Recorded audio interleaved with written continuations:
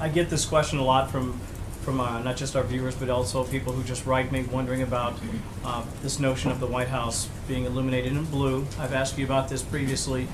It seems to be such a very small but potentially powerful gesture that would take so little and would mean so much to so many. And I'm just wondering if there might be any reconsideration, especially given what has now just happened again in Baton Rouge. Kevin, I don't anticipate that that's something that we'll do, but obviously the president did travel to Dallas to attend the memorial service of the 5 Dallas police officers who were killed. After the service, the president spent time meeting with the families of each of the officers who was killed. He also spent time with the officers who were wounded in protecting protesters and eventually taking down the shooter that posed such a significant threat to the community there.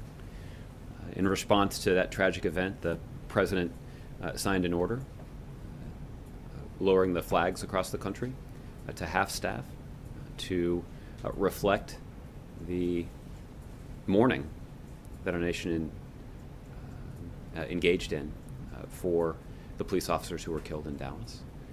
The president spoke yesterday powerfully, condemning the killing of police officers in Baton Rouge.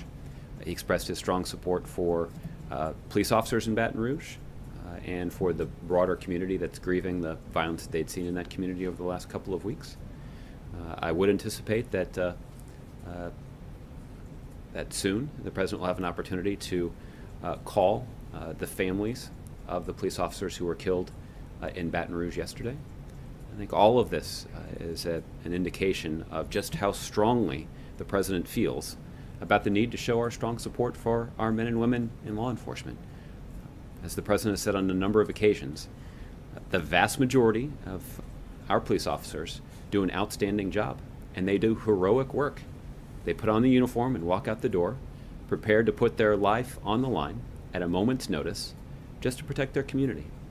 And that is work that is worthy of our respect and our praise and not our scorn. And the president feels quite strongly about that. And the president had an opportunity to convey that directly to law enforcement officials that were here at the White House at the beginning of last week. He had an opportunity to express that strong support for our police officers at a 4-hour meeting that he convened with civil rights leaders and academics and law enforcement officials and political leaders to discuss some of the challenges that are encountered by police officers and law enforcement organizations across the country, particularly as they try to sustain and even strengthen the bonds of trust that they have with the communities that they serve. So the president dedicated a lot of time to this, and both in substance and in symbolism, the president's strong support for American law enforcement officers is crystal clear.